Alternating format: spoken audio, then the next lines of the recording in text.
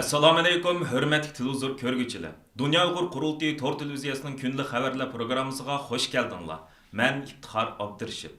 Hurmatli ko'rurmanlar, tövəndə diqqətinizlər kunlik xabarlar programmamızın təfsilatı bo'lsin. そういう判断をした。彼はできない理由を考えたことはない。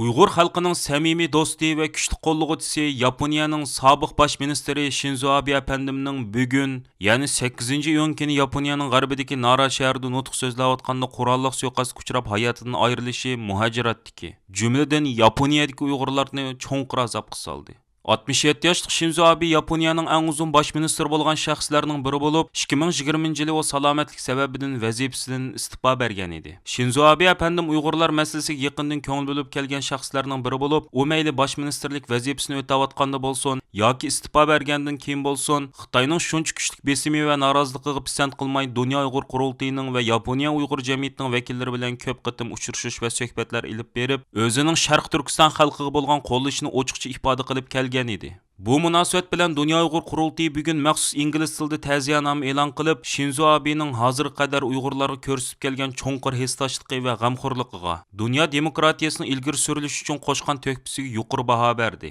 Dunyo Uyg'ur qurultiyining raisi Dolqun Ayso apandim bugun istansimiz qilgan ta'ziya so'zida Shinzo Abe apandimning suiqasdga uchrab o'lganligidan cheksiz azoblanish his qilganligini ifoda qilish bilan birga, o'zining butun Sharq Turkiston xalqi nomidan Shinzo Abe apandimning oilasidagilardan, jumladan butun Yapon xalqidan samimiy hol so'raydiganligini bildirdi. Xabarlardan ma'lum bo'lishicha, Shinzo Abe apandimga orqa tarafidan o'q miltiq bilan o'q chiqargan qotil bo'lsa, 41 yoshli Tetsuya Yamagami ismli Yaponiya dengiz armiyasining sobiq bir askari bo'lib, qotil voqeadan keyin darhol qo'lga olingan. Navbatda Yaponiya qonun organlari suiqasdning sabablari haqida jiddiy tekshirish olib bormoqda.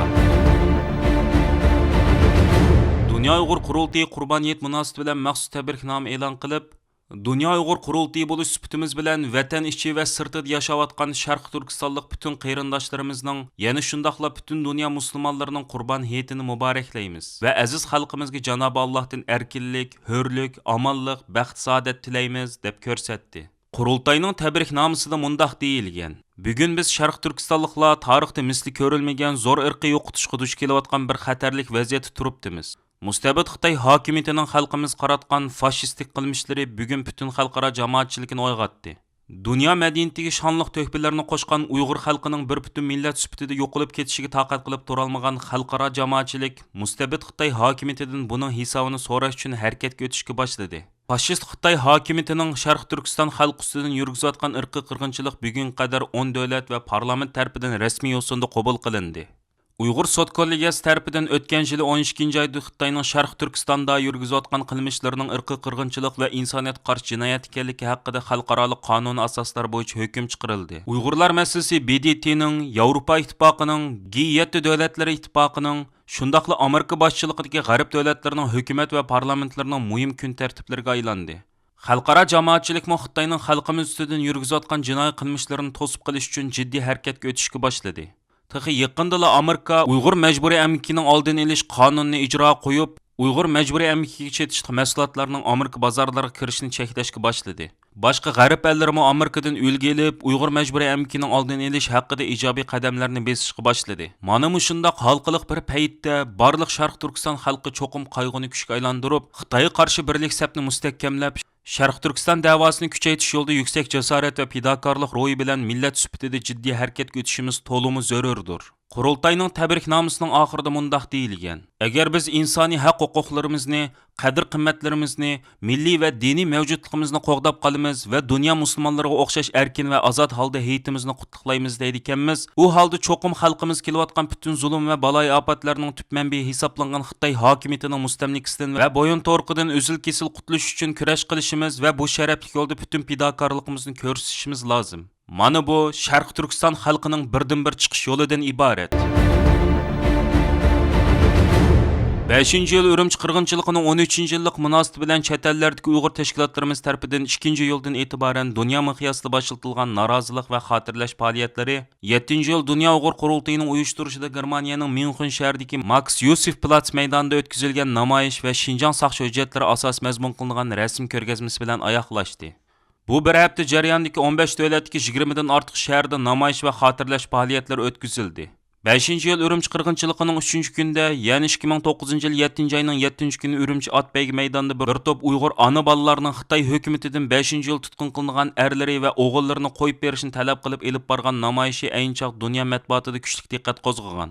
Mazkur namayişga dair ko'rinishlar 5 yil Ürümçi qirg'inchiligining jonliq dalili va simvoliga aylangan edi. Shundan buyon Dunyo Uyg'ur qurultiyi boshchiligidagi Uyg'ur tashkilotlari 7 yil kuni turli xotirlash va norozilik faoliyatlarini uyushtirish orqali bu qahramon xonim qizlarimizga bo'lgan cheksiz hurmatini ifodalab kelmoqda. Bu munosabat bilan 7 yil kechda Dunyo Uyg'ur qurultiyining uyushtirish bilan Myunxen shahridagi eng asosiy sayohat nuqtalarining biri bo'lgan Max Yusuf Platz maydonida namoyish va yaqinda oshkorlangan Xinjiang saqchi hujjatlar asos mazmun qilingan rasm ko'rgazmasi o'tkazildi. Myunxen shahridagi davlatlik teatr bilan davlatlik muzeyining oldidagi mazkur maydonga qurultay tarafidan hozirlangan Xinjiang saqchi hujjatlarida o'rin olgan 300 nafarga yaqin Uyg'urning rasmi qo'yilib, Xinjiang saqchi hujjatlarining mohiyati tonishtirilgan tashviqot varaqlari tarqatildi.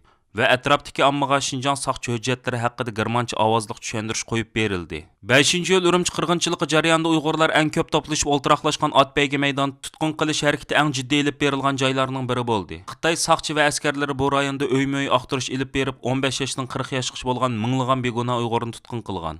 Natijada erlari, o'g'illari okeanlardan ayrilib, amalsiz qolgan 300 dan ortiq Uyg'ur qiz ayollari 7 yilda Xitoyga qarshi tinchlik namoyish ilib borgan edi. Bu munosabat bilan Myunxenda o'tkazilgan mazkur xotirlash faoliyatiga bevosita riyosatchilik qilgan Dunyo Uyg'ur qurultiyining raisi Dolqin Aysa apandim stansimiz qilgan so'zida 2009 yil 7 yil kuni Ürümchida Xitoyning zulmiga qarshi mardonlarcha namoyish ilib borgan qahramon xonim qizlarimizni xalqimizning cheksiz hurmat tuyg'usiga yod etilganligini ifoda qilib, mundoq dedi. 7 ayının 5. günü Şərqi Türkistan'dayken qırğınçılıqның 13.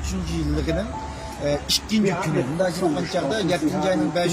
günüsü bu qırğınçılıq başlanğan bolsa 7. ayının 7. günüsü yüzlerce hanım kızlarımız xalqaro matbuatning oldiga chiqib turib, yüzünün yoldaşlarının, ballarının izdirigini qilib xalqaro matbuatda 5 iyun qirg'inchiligining abdi bashirisini bu qirg'inchilikni dunyoga o'zining jonliq faktlardan o'tirib qo'ygan bir kun. Chunki Xitoy 7 ayning 502 to'plarni o'chirib, insonlarni o'ltirib, qonlarni yuyib, 7 ayning 7 kunisi nurg'un muxbirlarni Ürümchiga kelib, "Ben hech qanday ish bo'lmadi" deb ko'rsatmoqchi. Ama bu maqsad yetilmedi. Qahramon xonimlarimizning canları bedeliga meydanlarga chiqib qolgan namoyish bilan Xitoy hukumatining bostirish jinoyatining abdi bashirisi yuzi dunyoga oshkorlandi. 1972 yil o'tkazilgan Myunxen yozliq olimpik yig'inining 50 yilligini xotirlash munosabati bilan Germaniya Bayern shtatlik hukumatning o'rinlashtirishida Myunxendagi davlatlik zamonaviy muzeysida bugun boshlangan va 10 ayning 3 kunigacha davom qiladigan rasm ko'rgazmasida yaqinda oshkorlangan va Germaniya matbuotlarida zo'r ta'sir qo'zg'agan Xinjiang saqchi hujjatlarimi bu qitimqi ko'rgazmaning asosiy mazmuni qilindi. Muzeydagi mazkur ko'rgazmaga oid bo'limiga Xinjiang saqchi hujjatlarida o'rin olgan ichinishli ko'rinishlar va Dunyo Uyg'ur qurultiyining bayonotchisi va qurultay ayollar komitetining mudiri Zumratay Erkin xonimning Xinjiang saqchi hujjatlari va Xitoyning Sharq Turkistondagi irqiy qirg'inchiligi ham insoniyatga qarshi jinoyatlarni tushuntirgan video nutqi o'rin oldi. Undan boshqa yana Dunyo Uyg'ur qurultiyining boshlamchiligida butun dunyo miqyosida elib berilgan 2022 yillik Beijing qishliq olimpikini boykot qilish harakatining tub sababi va maqsadi qatorliqlarini bu qitimqi ko'rgazmaning mazmunlarining biri qilindi. Mazkur ko'rgazmaning 7 yil kechda o'tkazilgan ichilish murosimiga taklif bilan qatnashgan Dunyo Uyg'ur qurultiyining raisi Dolqin Aysa boshchiligidagi qurultay hay'ati Bayern shtatlik va Myunxen shaharlik hukumatlarning Uyg'urlarga ko'rsatgan bu xil g'amxo'rligiga Uyg'ur xalqi nomidan alohida rahmat etdi. Nemischa Pinakotik de Modena deb atalgan Myunxendagi davlatlik zamonaviy muzey bo'lsa, chet ellik sayohatchilar eng ko'p ziyorat qiladigan nuqtalarning biri bo'lib, mazkur muzeyda Picassoning bebaho moybo'yoq rasmlari o'rin olgan. Bu qitim muzey tarixida tunji bo'lib Uyg'urlarga munosabatli ko'rinishlarning o'rin olishi bo'lib hisoblanadi.